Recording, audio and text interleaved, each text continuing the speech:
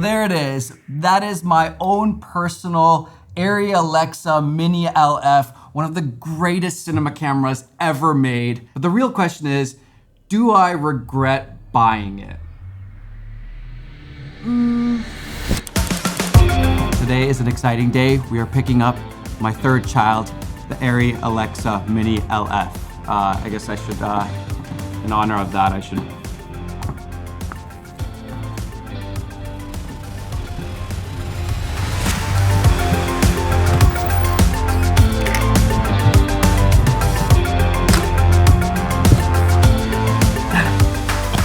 Some of you might be wondering, what's the deal? Where is your Arri? Why don't you have it? And what you might not know is that you can actually make money from your gear. It's called consignment. So what consignment is basically you take your camera gear, especially stuff that you're not using right now or don't use as often as you would maybe like, and you bring it to a rental house. And what happens is that the rental house then rents out your gear for you and you split the profits. Depending on the rental house, you're gonna get a different split, obviously, or you can try to negotiate it. But that is what I've been doing with my Arri Alexa Mini LF and a bunch of my other gear that I wasn't using last year. If you have not heard, I am back to YouTube right now. I took off a year. That was always kind of the plan, a year off. I wasn't sure if I was gonna come back. Honestly, I was kind of like, maybe there's something better for me. But already I would say 6 months into my year off, I was just like, no, I love YouTube too much. Honestly, taking off the year was so worth it. It was just such a good time of learning. I felt like I hadn't spent that much time learning in years, and it just got me so excited about filmmaking again. So now when I'm back to YouTube, it's just fun being back to, is that better for you guys? It's fun being back to YouTube now. I have so much to give, so many videos that I want to make. I'm so excited for filmmaking that I'm just enjoying every single video that I'm making right now, more than I have in probably years on YouTube. I guess it's a little bit of one of those, when it's taken away from you for a bit, you start to see all the really, really good sides and kind of forget about the bad sides. Plus, that was also part of the year off, is figuring out what are the bad things that I just don't want to do. And so I'm going to do less of them and focus more on the things that really do make me happy. And I mean, the reason why I started this channel in the first place was filmmaking. I was learning about filmmaking. I had learned a ton, and I felt like I could kind of give back to the younger version of me starting out. There's so much to learn, and I could not find the things I wanted to learn anywhere. And so I started my own channel. Then I think at some point you kind of get lost in the YouTube world of all the craziness, all the fun experiences, the people you get to meet and all that stuff, and then brands coming in, you're doing embargoes every week. And you kind of lose the reason that you started the channel in the first place. And buying the Arri was really one of those pivotal moments in my journey where I was starting to realize oh no, I started as a filmmaker, YouTuber, and then it swapped and I became a YouTuber, filmmaker. And then I was like, nope, I want to crank it back. I want to be a filmmaker that uses YouTube, that leverages YouTube to kind of build my dream job, to do the things that I would never get to do because I'm not a good enough filmmaker, or I don't live in LA or whatever. I think so many filmmakers are just kind of waiting to win the lottery of filmmaking and get the job that they want. And instead, I just kind of want to make it myself so I have control over it. If you're curious or interested in doing that for yourself, we've been basically, the one thing that I was doing for work last year was building a platform called Creator Camp, where we are essentially mentoring you to leverage YouTube to build your dream job, whatever your dream job is. For me, it's filmmaking. For you, it could be boats or cars or woodworking or whatever it is. I think there is a way to leverage YouTube, and it's not necessarily the Mr. Beast way of just like stats, viral. No, I think it's like building a brand, making videos for a specific audience, and your audience might not be millions and millions of subscribers. It might be 100,000, but you might be able to make a really good income and a good living from that 100,000 people that really love and appreciate what you do and what you provide for them. So yeah, if you're curious and kind of doing what I've done on YouTube, go and check out Creator Camp.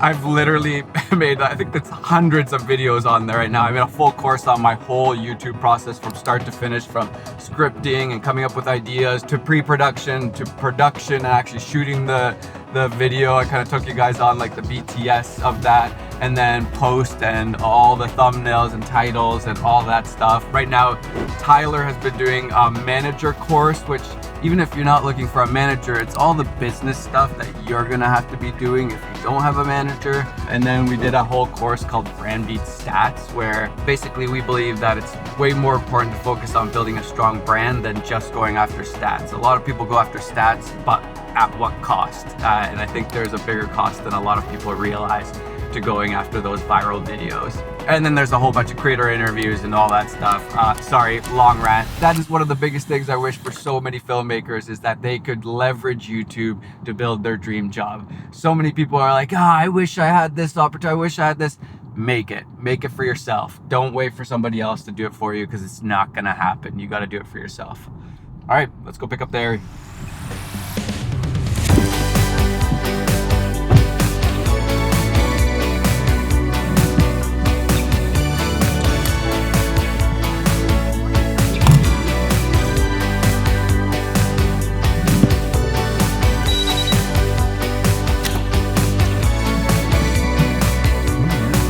If you guys don't know, this is Dave. He owns 2D House. If you want to test really fun gear or rent stuff, he's your man.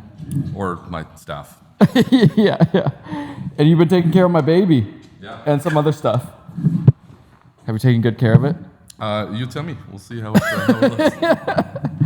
After I pick up my Airy, I feel like you should show me something fun.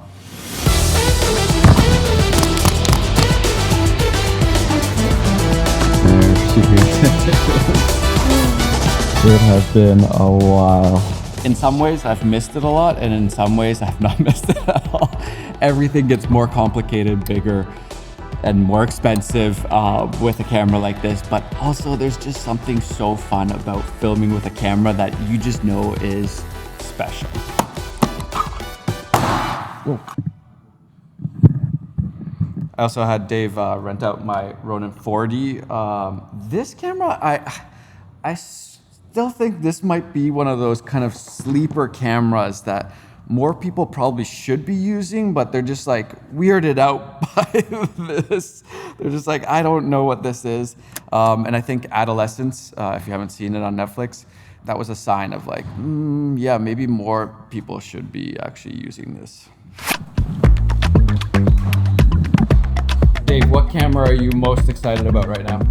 Blackmagic Cine Ursa 17. Oh, that's a controversial take, I feel like. I think it's going to be one of the top cameras.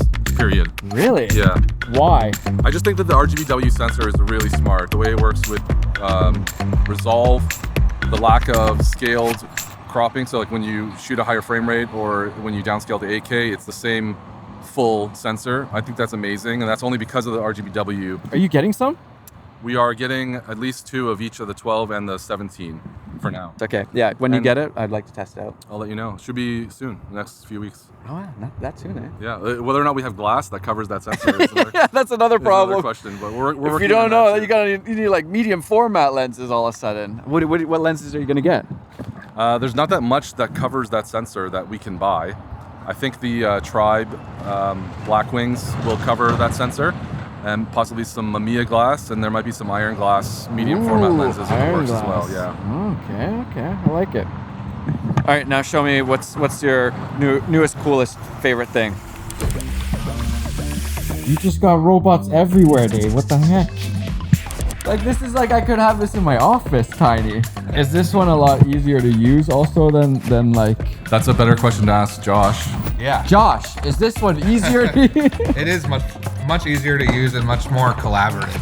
So with the push Moco, you can actually just put it in the hands of the DP or the director to kind of position the camera where we need, and then we can store the points. So from there. even if they're complete idiots and know nothing about these things, they could use it. Yeah, absolutely. All right, we're gonna come back. They're gonna set it up. We're gonna try it out a little bit, I guess. Hopefully. Let's see. I always feel like I have a lot of stuff. I feel like every time I feel like I have too much stuff, I just think about you. Wow. Except this is actually your business and you're making money off of it, so. I mean, you But got stuff. thanks for renting my stuff out for a bit. Oh, you're welcome. All right, I've been in here. What's new? Aperture CS15 with the Spotlight Max, Nanlux 2400B. The 5000B is on its way, so we'll get those soon, and that should be a light that can compete with an M90, which is pretty exciting. Aperture or nan light? Which?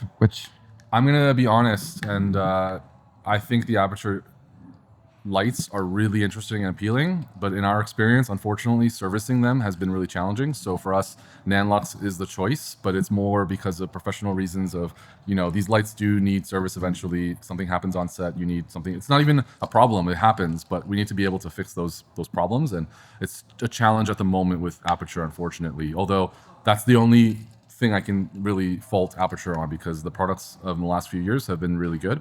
It's just, the reality is we need to make decisions that we can also protect our investments in the future. And, You got your stuff going out all the time. It Yeah. can't be, but if the Aperture service was better, I would have grabbed the 52, the XT52, I think it's called, the new Aperture 5000 watt spot. I think that's a really cool light. It's a lightweight head. It's 40 pounds lighter than the Nanlux. It does have a ballast where the Nanlux doesn't, but I don't think the ballast is really that much of a problem. So a lighter head would have been great. It's a slightly more bright fixture as well, which I should have said brighter, but Matti said there's no cuts on YouTube, so. that whole thing, you either loved it or you have no idea what he just said. But it's honestly it's just a choice between Nanlux and Aperture at the moment. They It make is. a lot of I really think it's a similar, battle. They make a lot of really similar fixtures, and Yep. the price points are also really similar. And it's sometimes the option is, does the gaffer prefer Nanlux or does the gaffer prefer Aperture? But right now we're leaning towards Nanlux, at least for the time being, until Aperture can open up a local service department in North America. Good feedback right there. Yeah. These are big boy lights. Okay, generator versus electric batteries. What's the deal here now? It's tough, you know, if you need a lot of power on your day, it's tough for a battery to be that solution, but it's becoming more and more of an option. And as time goes on, I'm hoping we see more green solutions to powering sets. But we're doing our best with these EcoFlows. We have these trolleys, and then we also have some carts that are built up in a bigger way to power most of a small film day. Dave, I think you're running low on sandbags. Yeah. Do you need a couple more? Another few hundred would be great. Yeah. It's got to be at least this high, the pile. I think that's the enough. There's 2 more skids over there. We still need to shoot something on this. You tell me when, man. I'm ready to go. I have the idea. I told you the idea. Now it's up to you. The ball is in your court right now. I gotta produce the whole thing? You produce it. You could direct it with me, and we'll do it together, and it'll be fun. All right, we need a producer. Neither of us want to do that part. Is this is all rigged out to go?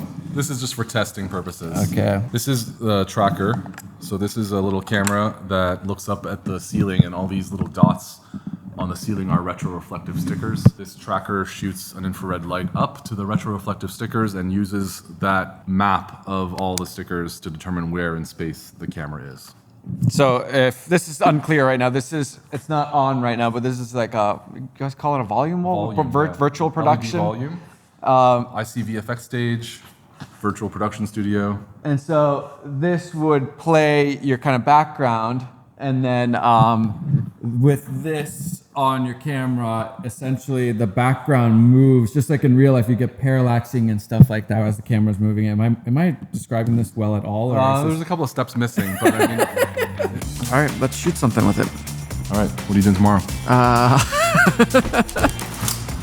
We're back. All right, show me. Now's the demo time. Sell me on this thing. There you go. So we can actually move this one around by hand. So push it around. So push it anywhere, Yeah. move it anywhere. You can just tell Josh when you want him to add a point, and then he can save it. Okay, and then I could have just pressed the plus button here. Would that add a point or no? That would add like an extra line. Okay. But I'll Okay, okay. add a point. Yeah, got that one stored. And then we could go, okay, so we could go like up here. Okay, got that one. Yeah. And moving.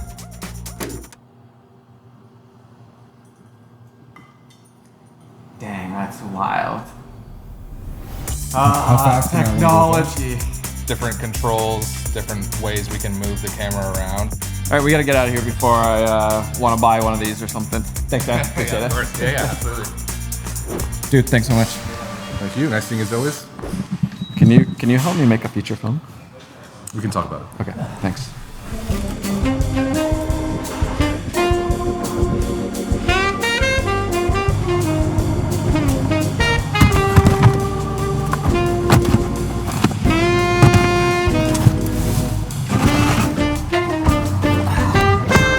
Dave is awesome. If you ever need anything camera related, gear related, you gotta rent something, you got a shoot going on, you need some advice, hit up Dave and his crew. They are legit and they have way too much gear. I love it. So yeah, the baby's coming home with me today. It's been a long time, reunited.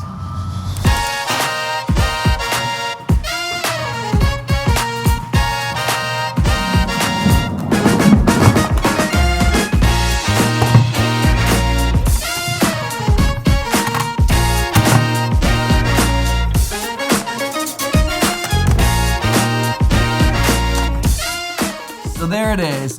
That is my own personal Arri Alexa Mini LF, one of the greatest cinema cameras ever made. But the real question is, do I regret buying it?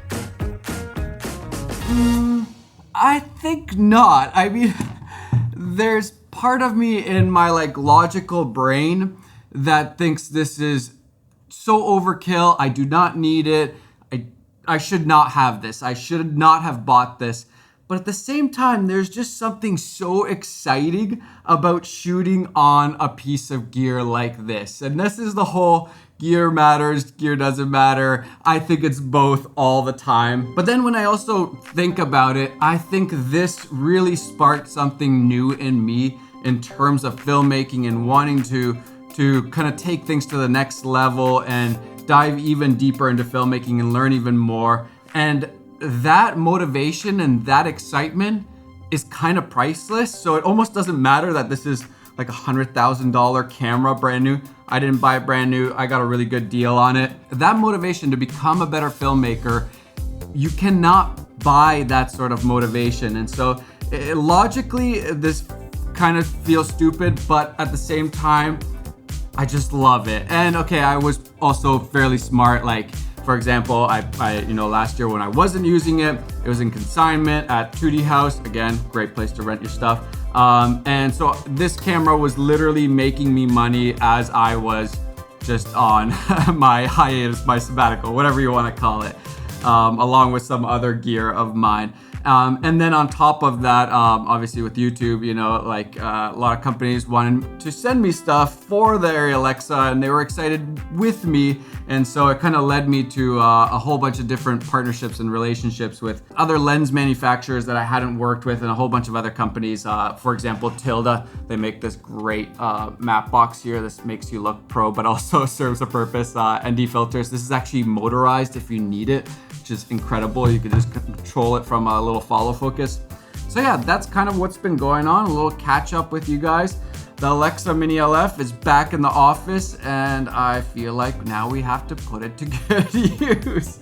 That was initially when I bought this, I was like, I regret this immediately because now there are no excuses when you have essentially like the best camera in the world. If you can't make something good, it just means that you suck. So no pressure, right? No pressure. Also, these Arls, D0 Arls primes are incredible. I really like the look from them, so definitely go and check those out too. Okay, that's it for this vlog. If you like these vlogs, I will continue to make them. If not, I hope it's okay that I continue to make them. All right, bye guys.